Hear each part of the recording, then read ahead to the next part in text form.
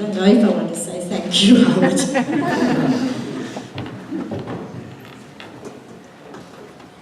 I realize that this is a part of my journey that I don't often share, just snippets of it in the prison when it was needed for illustration purposes of the lesson. And so, yeah, good evening everybody. So I did find myself a bit more nervous than I usually am in getting ready to share this evening. So I was born to a godly mother and father, godly father, who loved God very much and loved each other.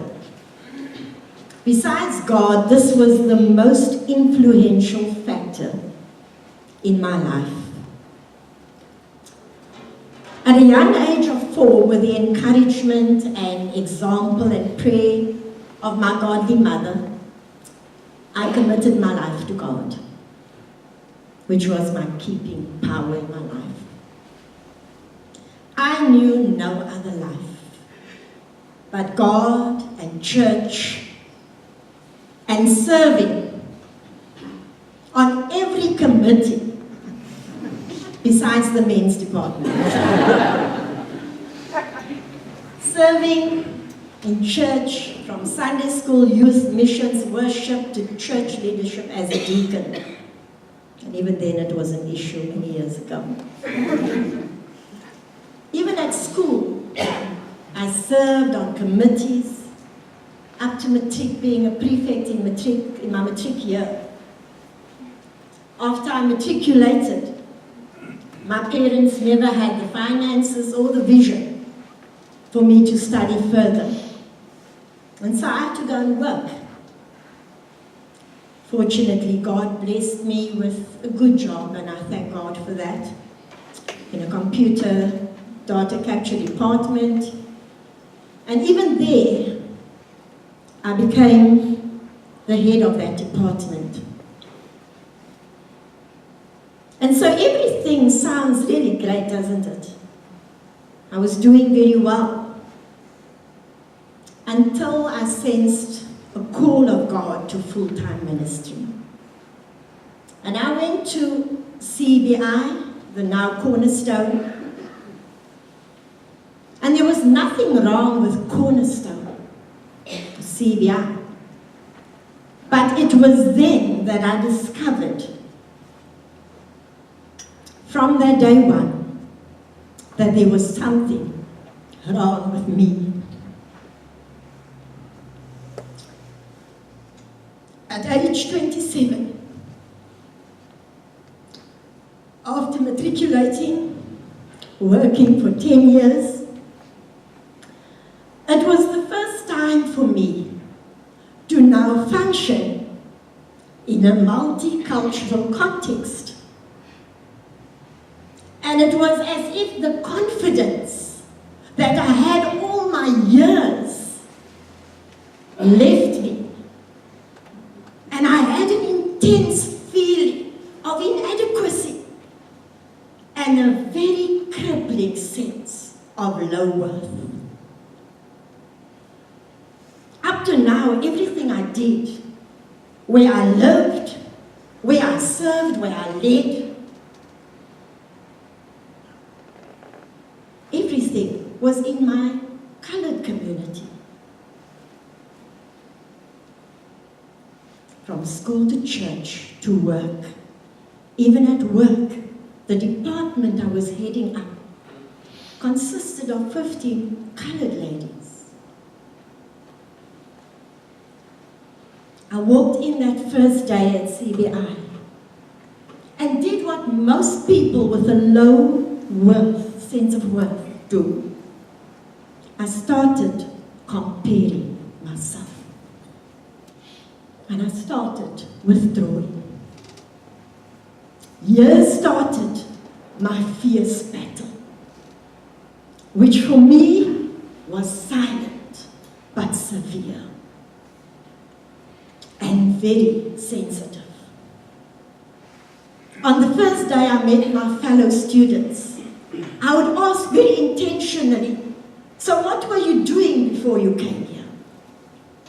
And as I got the answers, I would find my mind, this mind thing happening with me, of comparing myself down to everybody.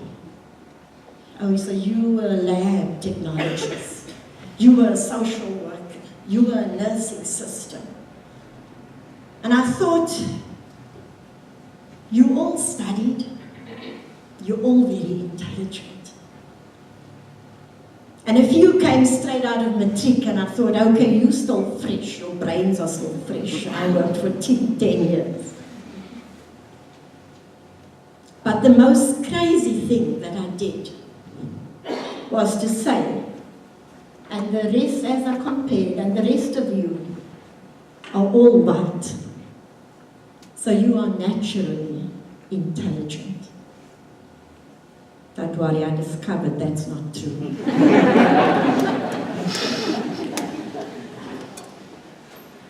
I would sit around the table at break times. It was the custom for our lecturers to sit with all of us as students at break time in the morning before college.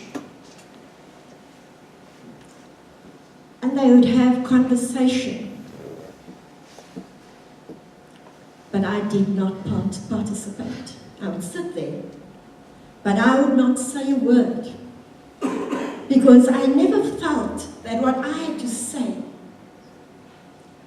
had much worth compared to what others were saying. And I would think that I wouldn't be able to verbalize eloquently and adequately what I wanted to say, as others did. I felt like my self-worth had crashed. The truth was that that part of me was never developed. It was crushed from my early days. You see, my mom came from upcountry. She came to work as a maid in Cape Town. She met God. She met my dad. They both worked for white people, whom they very proudly called Madam and Master. I clearly remember as a little girl going with my mom to work only on 2 occasions during school holidays, with Madam's permission. But I dare not touch anything. I have no memory of walking or running around that house. I have no memory of the bedroom, of the lounge, and I remember a lot of stuff from very young. The only memory I have was sitting on the high chair in the kitchen. And my parents had this fearful respect and submission to Madam and Master. As a child, I grew up believing that they, the whites, were better. They were superior. They were more intelligent. They were more rich. They were more everything. And the sad thing is, I accepted that. On trains, on buses, on beaches, on restaurants, I knew I could not sit and go where they went. Could not enjoy what they enjoyed. And sadly, I accepted that. Where did the challenge come? At Cornerstone, the same place where I discovered this ugly wound in my life. The people, my lecturers, were their active and unconditional love and humility and no judgment and no discrimination. Also my fellow students made me feel like we're on the same level here. God has a sense of humor. I had a very funny discovery at college. One day, one of my fellow students, Penny, said I was going home with her and we had to pick up something at my place. And as we stopped at my place, where my parents lived, I lived with my parents that time in Strandfontein, I did the right thing to say, you can come in and meet my mom. And as we came in, I said, Mom, this is Penny. And as I wanted to introduce Penny's mom, my mom said, Hello, madam. So madam's daughter and the maid's daughter were in the same class at Bible school. What impacted me the most was someone's story at Cornerstone. It was at this very time of the unrest. Some of my own friends, some of our youth of our church were arrested. It was a time we were trying to make sense of all this discrimination, all this oppression, all this disadvantage, all this control, this white privilege, which could make one really bitter. And where many other churches and institutions were just sending people home, to get away from what was happening. And the church that time believed you don't mix. They thought it was politics to even speak about anything. And yet we were hurting. But I thank God for CBI. They didn't send us away. They called us into the chapel to address what we were experiencing and what we were feeling. And I will never forget that day. It was a turning point in my life. One of our lecturers, Dr. Wynand de Kock, and I say his name so that you can, his name says a lot. But that day he shared his story. How his parents, and especially his mom, was obsessed with anything that's white. And anything that was not white was unclean. And how she would scrub the chicken and everything because it had to be absolutely white, otherwise it was unclean. And he was not allowed to mix with people of color. And this shaped him, and he too, when he went to seminary, had the challenge when he was put in mixed working teams, cleaning toilets, etc. But the thing that impacted him and then impacted me the most was when they were doing their ministry practical. And he stepped into a children's ward. And there this little black girl jumped off her hospital bed and ran to him, and she put her arms around his legs and she was hugging him. And everything inside of him cringed because she was a black girl. And he just took her arms away from his legs and he pushed her away. And she went away from him, and as they went ministering from bed to bed, when they got to her bed, there was this little girl weeping and holding her doll. He realized that because of his prejudice, he had rejected and hurt this little girl because he couldn't love and accept her. Because he couldn't love and accept her, she had to find solace in a dead doll. He wept as he told us the story. He told us how he hated the fact that he was born white, that he couldn't help for it, that he was raised with such arrogance and superiority, which he couldn't help for. It was a huge struggle for him, and it was evident to us that day. And how some of the choices he made from that point even brought him into conflict with his parents. I then realized that even whites, some whites, are a product of their past. And not all of them are happy and comfortable with who they are and with the privilege they have and had. Some also have real struggles in coming from this horrible thing called apartheid in our country. This journey continues for me and for many others. Like a physical wound, the wounds of our soul, in our mind, our will, our emotions, even after healing, it can still be sensitive.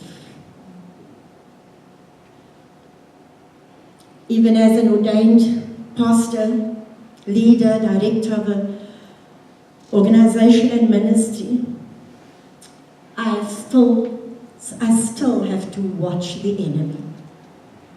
That he don't abuse people's actions or people's non-actions to press on this old wound. For my children, I wanted something different. And so we sacrificed to put them in better and mixed schools. The school was great, but not all the people. I remember when my daughter was in grade 4 and she also wanted a birthday party, where her friends came to her home like she went to their home. And we invited the friends. 4 of them came. Only 4. I think it was 3 colored girls. And Debbie Lamoral brought her white daughter to our colored area and home. Thank you, Debbie. You won't know what that meant to me, because I didn't want my children to be hurt and wounded the way that I was. At school, I finally had the courage to agree to be on the parent fundraising committee, and because I came from lots of meetings and structure, I was able every time to guide this teacher that was going all over the show with her agenda. Every time I could guide her back to the agenda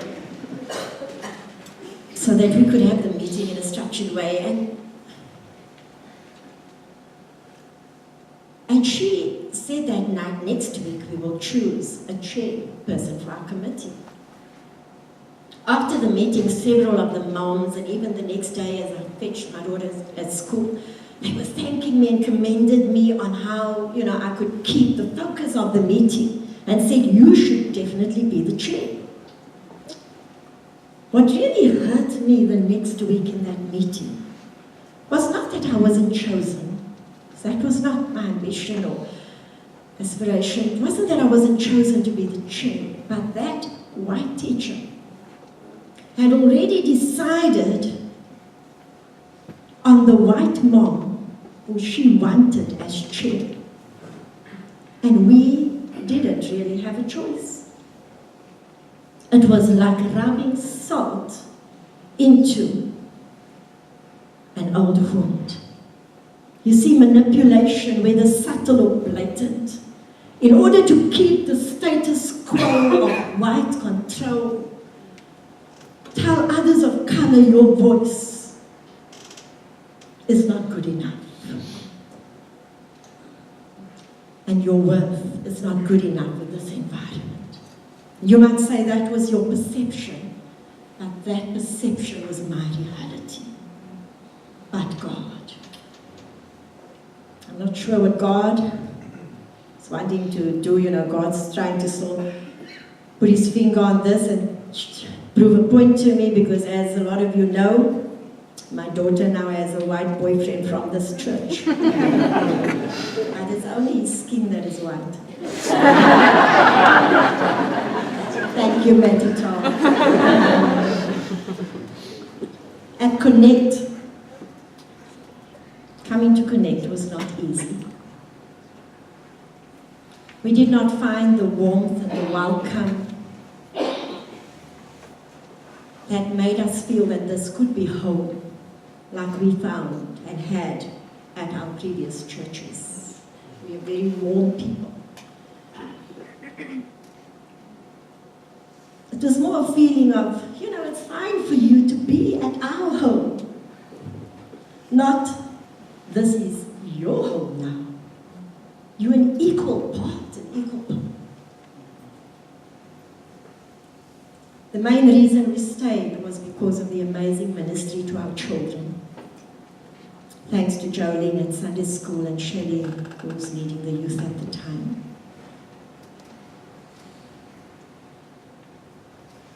We needed an environment where all can feel, and we still need it, where everybody can feel equal. Part of, an important part of this family. We know we're parts of God's family. He's saying that.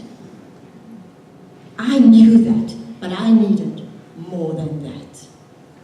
I needed to know that God's people want me as part of their family.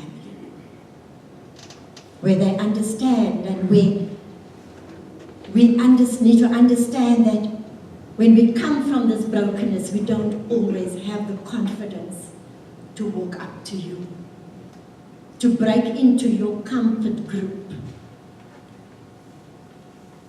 which is often a white group, and just start talking. Besides God, most of my healing came through people reaching out to me in a way that was so natural and non-discriminatory.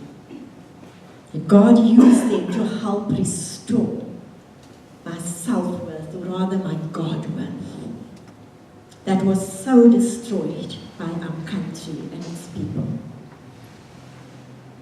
Let us be intentional about reaching out and restoring people's worth. Let us intentionally make time to listen to people's stories before we judge. The worst thing that anyone can be robbed of is your dignity. It robs you of so much, including your confidence, your rational thinking, and above all, it robs you of God's purpose for your life at that time and place, because you won't do, you won't say, you won't go, because of that lack of worth, or that low worth, or because of feeling that others can do it better. The song that has meant a lot to me these days, and I still believe it even for our church, is walking around these walls. I thought by now they'd fall, but you have never failed me yet. Waiting for change to come, knowing the battle's won, for you have never failed me yet. Your promise still stands. Great is your faithfulness. I'm still in your hands. That is my confidence. You've never failed me yet. There is hope with God and with people like you who take time to come and listen to the stories of others, and who then, we trust, will allow God to use it for the good of others and for His kingdom's sake. Tonight, I give God glory.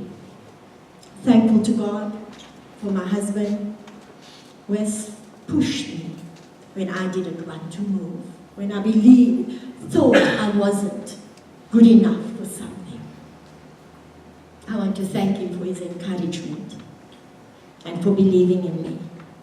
Tonight, I praise and thank God for the hope and the healing that I found in Him through His Word and and through his people. Otherwise, I would not be standing in front of you tonight. To God be the glory.